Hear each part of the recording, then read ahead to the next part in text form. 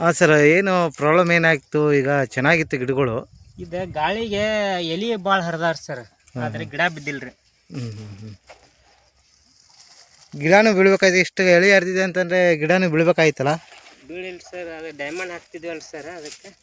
Diamond ಮತ್ತು ಭಾಳ damage ಆಗಿದೆ ಎಲ್ಲ ಕಡೆನೂ. ಹಾಂ ರೀ, ಎಲ್ಲಿನ ಭಾಳ ಹರಿದಾವ, ಅದ್ರ ಗಿಡ ಏನಾಗಿಲ್ಲ ಸರ್. ಗಿಡ ಭಾಳ ಸ್ಟ್ರೆಂತನಾಗಿ ಬಂದಿದೆ. ಹಾಂ ರೀ, ಮೇಲ್ಗಡೆ ಹೂವು ಕಾಯಿ ಸೆಟ್ಟಿಂಗ್ ಎಲ್ಲ ಚೆನ್ನಾಗಿ ಆಗ್ತಾಯಿದೆ. ಆಗ್ತಾನೆ ಸರ್.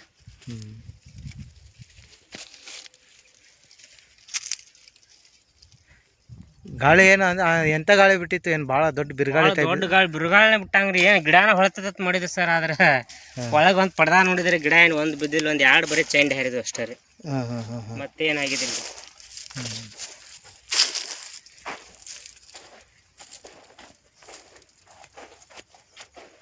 ನೋಡಿ, ನಾವು ಮಣ್ಣಿನ ಆರೋಗ್ಯದ ಬಗ್ಗೆ ಹೆಚ್ಚಿಗೆ ಆದ್ಯತೆ ಕೊಟ್ಟರೆ ನಿಮಗೆ ಈ ಮಳೆ ಜೋರ ಬರಲಿ, ಗಾಳಿ ಜೋರಾಗಿ ಬೀಸಲಿ, ಯಾವುದೇ ರೀತಿ ವಾತಾವರಣದಲ್ಲಿ ವ್ಯತ್ಯಾಸ ಆದ್ರೂ ಸೊ ನಿಮಗೆ ಯಾವುದೇ ಡ್ಯಾಮೇಜ್ ಭಾಳ ಕಡಿಮೆ ಪ್ರಮಾಣದಲ್ಲಿ ಡ್ಯಾಮೇಜ್ ಆಗಿರ್ತದೆ.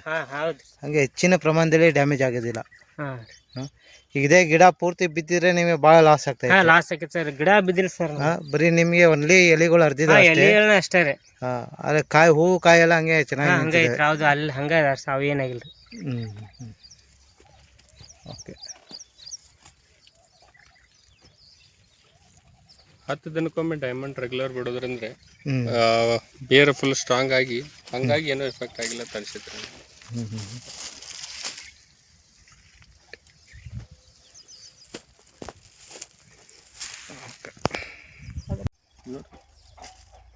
ಹೊಸ ಫುಲ್ ಬಂದೈತೆ. ಯಾಕಂದ್ರೆ ನೀವು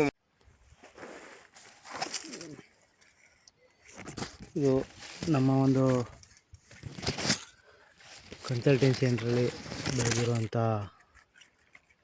ಒಂದು ಪಪ್ಪಾಯ ತೋಟ.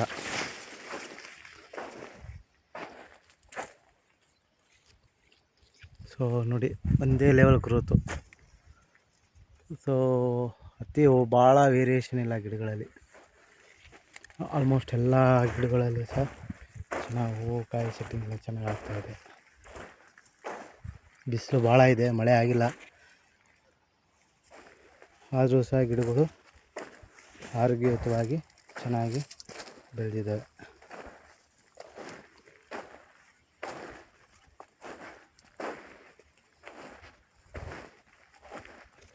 ಇದು ನಾನು ಅನಿಸೋ ಮಟ್ಟಿಗೆ ಇದು 4-5 ತಿಂಗಳು ಗಿಡ ಇರಬೇಕಿದು. 5-5.5 ತಿಂಗಳು ನೋಡಿ.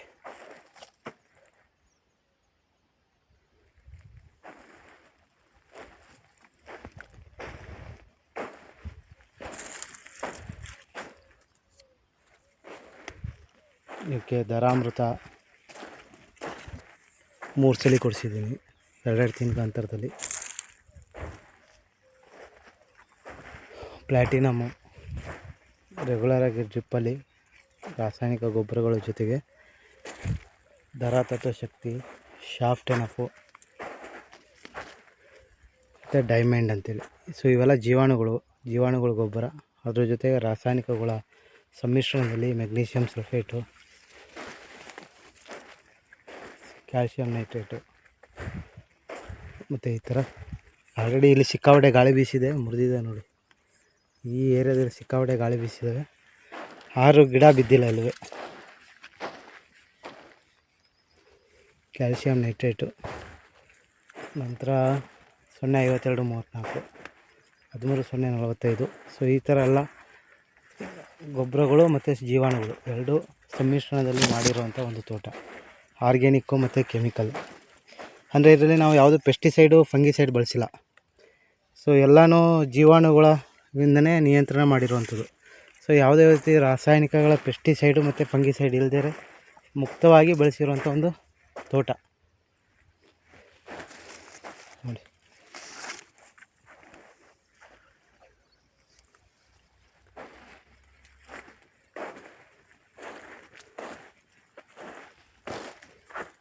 ರೈತರು ಭಾಳ ಖರ್ಚು ಮಾಡ್ತಾರೆ. ಈಗ ಒಬ್ಬರು ರೈತರು ಫೋನ್ ಮಾಡಿದರು ನನಗೆ, ಸರ್ ನಾನೆಲ್ಲ ಒಂದು ಕಂಪ್ನಿಯವ್ರು ಹೇಳಿದರು ನಾವು ಮಾಡಿದ್ದೀವಿ ಅಂತೇಳಿ. ಆದರೆ ಸಮಸ್ಯೆ ಬಂದಾಗ ಯಾರೂ ಕೈ ಹಿಡಿಲಿಲ್ಲ ಅಂತ ಹೇಳ್ತಾಯಿದ್ರು.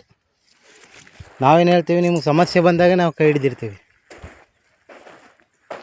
ನಿಮಗೆ ಬೇಕಾದಂಥ ಸಮಸ್ಯೆ ಬರಲಿ ಪಪ್ಪಾಯದಲ್ಲಿ ಎಲ್ಲ ರೀತಿ ಸಮಸ್ಯೆಗಳನ್ನ ನಾವು ನಿಯಂತ್ರಣ ಮಾಡ್ಕೊಡ್ತೀವಿ. ಇವ್ರಿಗೂ ಸಹ ಕೊಳೆ ರೋಗ ಬಂತು, ಕಾಳರ್ ರಾಟ್.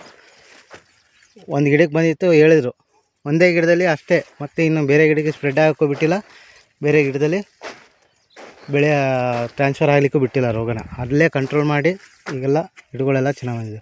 ಕಾಂಡಗಳು ನೋಡಿ, ಎಲ್ಲ ಕಾಂಡಗಳು ಚೆನ್ನಾಗಿ ದಪ್ಪವಾಗಿದೆ.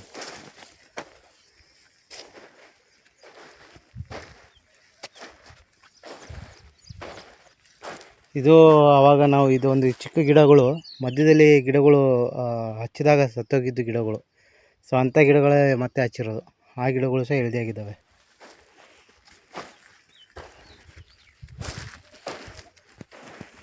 ವಿಡಿಯೋ ಇಷ್ಟ ಆದರೆ ಲೈಕ್ ಮಾಡಿ, ಶೇರ್ ಮಾಡಿ.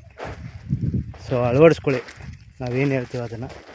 ಖರ್ಚು ಕಡಿಮೆ ಆಗ್ತದೆ, ಸೊ ನಿಮಗೆ ಆದಾಯನೂ ಹೆಚ್ಚಾಗ್ತಾ ಹೋಗ್ತದೆ. ಧನ್ಯವಾದಗಳು.